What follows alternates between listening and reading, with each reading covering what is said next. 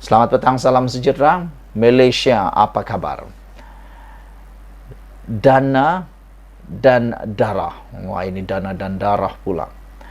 PRU 15 tidak lama lagi akan menjenguk semua orang di seluruh Malaysia. Kita akan mengundi tepat pada 19 hari bulan November ini. Siapa pilihan Anda? Yang menjadi tanda tanya besar ialah apa yang akan jadi dengan Borneo, yaitu Sabah dan Sarawak. Siapakah yang akan disokong oleh Sabah dan Sarawak? Kerajaan manakah yang akan disokong oleh Sabah dan Sarawak? Dan terkini, daripada Sarawak, mereka kata, tak kisah UMNO kalah. Kita bincang dengan pihak lain, kata GPS, yaitu Gabungan Parti Sarawak. Mereka berkata, jika UMNO kalah, ia bukan menjadi masalah bagi Gabungan Parti Sarawak GPS, kerana mereka boleh memilih untuk mencari kerjasama dengan pihak lain. Inilah yang paling spesialnya dengan negeri Sarawak. Kerana di negeri Sarawak, parti yang bertanding di sana ialah parti tempatan. Tidak ada parti daripada Malaya. Jadi bila itu berlaku, mereka bebas nak pilih siapapun kerajaan. Itu yang menariknya dengan Sarawak. Mereka ni boleh kata atas pagar, bebas. Boleh kata bebas dan atas pagar. Yang mana, kalau siapa-siapa jadi kerajaan, mereka akan sokong. Mereka akan bantu. Oleh sebab itu, ini satu keuntungan buat mereka. Mereka tak perlu jadi pembangkang. Mereka tidak perlu menolong sesiapa. Mereka hanya perlu sokong mana yang menang. Jadi lebih kurang siapa yang jadi kerajaan itu mereka sokong. Jadi mereka tak perlu ada perjanjian, tak perlu ada apa yang perlu diikut. Mereka hanya perlu ikut arus. Siapa yang menang, mereka ikut. Bagusnya begitu kan? Mereka tidak perlu jadi pembangkang. Jadi tiadalah masalah dia naktirikan. Berbeza dengan di Sabah. Di Sabah, parti Malaya begitu banyak di Sabah. Ini menyebabkan sukarnya untuk menjadi kerajaan yang bebas, yang mana boleh pilih siapa yang menjadi kerajaan, kerana mereka telah membentuk kerjasama dengan parti-parti tertentu. Seperti contoh, kalau UMNO kalah, tetapi kerajaan negeri pula, parlimennya banyak menang, nak ikut siapa? Pakatan Harapan bukan kawan dia. Kalau JRS, dia hanya JRS jadi pembangkang pula. Begitulah cerita dia. Saudara-saudara, Presiden Parti Rakyat Sarawak, yaitu SUPP, Datuk Seri Dr. Sim Kui Hian berkata, GPS mempunyai pilihan lain dan terbuka untuk menjalinkan kerjasama dengan parti lain bagi membentuk kerajaan persekutuan selepas pilihan raya umum ke-15. Kali ini kita GPS akan bergerak sendiri untuk pilihan raya, katanya. UMNO menang, barulah kita bincang. UMNO tidak menang, kita bincang dengan pihak lain. Itu saja, katanya. Itu yang bagus kan? Orang Sabah cakap, begitulah. Itulah yang terbaik. Barulah begini. Jadi parti yang bebas memilih. Seperti yang berlaku di Sarawak ini. Kita bergerak sendiri untuk pilihan raya, kata mereka. UMNO menang, barulah kita bincang. Sebelum UMNO menang, jangan bincang dulu, kata mereka. Ataupun, kalau UMNO kalah, kita bincang dengan pihak yang menang. Itu saja, katanya. Wah, hebat kan? Ingatlah bahwa GPS bergerak solo dan tidak sama dengan UMNO. Katanya yang juga timbalan Premier Sarawak dipetik laporan utusan Borneo. Untuk rekod, parti-parti bertanding di Sarawak tidak bertanding di bawah panji Barisan Nasional pada PRU 15 kali ini. Sebaliknya, bertanding di bawah bendera GPS. Terdahulu, Premier Sarawak yang juga pengurusi GPS Tan Sri Abang Johari Openg berkata GPS akan bertanding pada pilihan raya parlimen akan datang buat pertama kali dalam sejarah bukan di bawah panji Barisan Nasional. Ini terbaik.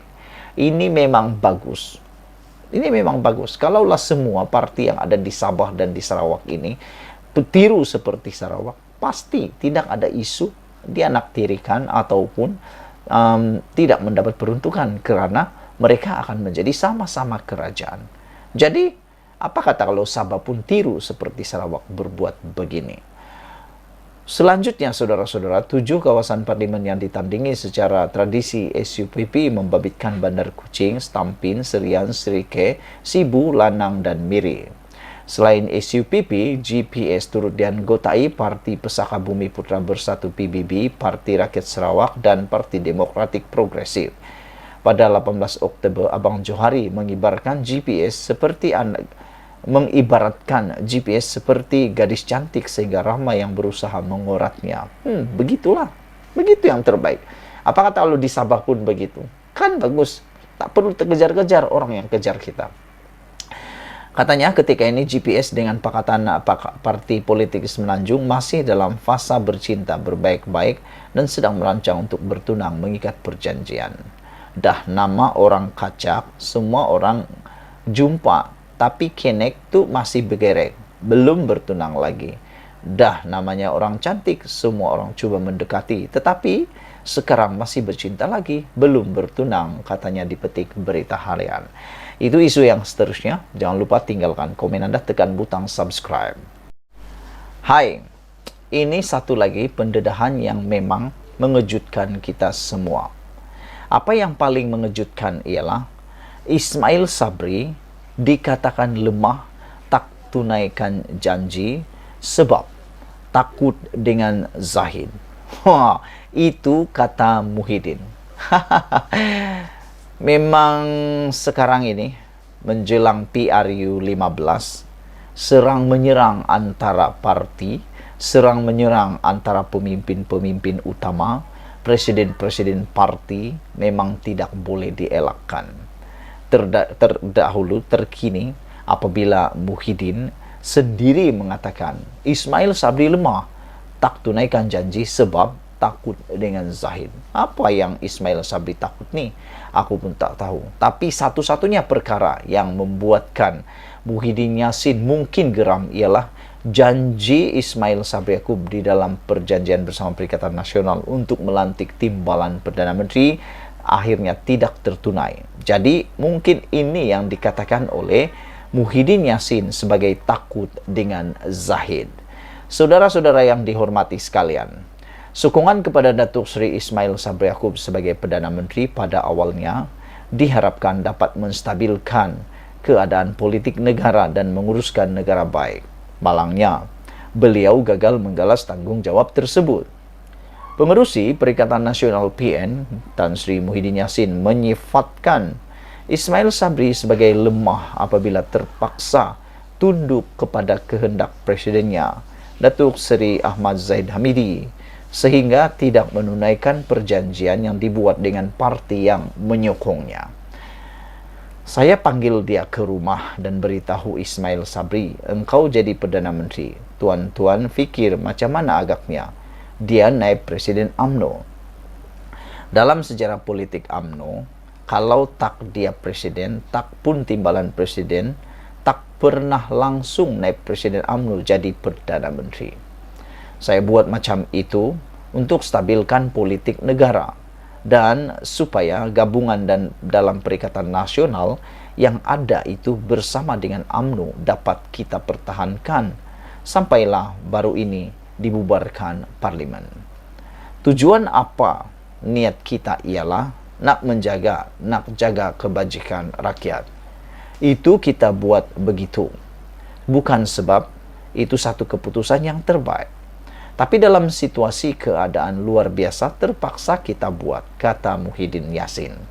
Tapi malang sekali, Datuk Seri Ismail Sabri Yaakob lemah, tak pandai menguruskan ekonomi negara. Masalah-masalah lain tidak terurus.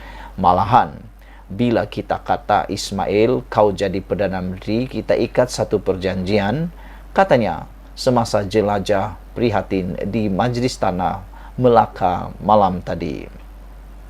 Muhyiddin mendedahkan berhubung kandungan dalam perjanjian yang dibuat dengan Ismail Sabri tersebut, antaranya melibatkan lantikan jemaah menteri, kota-kota jawatan senator, dan termasuk semua parti komponen dalam kerajaan perlu berbincang terlebih dahulu sebelum dibubarkan parlimen. Namun Muhyiddin berkata disebabkan takut kepada Zahid, semua perjanjian tersebut tidak ditunaikan dan dihormati Ismail Sabri hanya semata-mata bimbang akan dipersoalkan ketua partinya itu.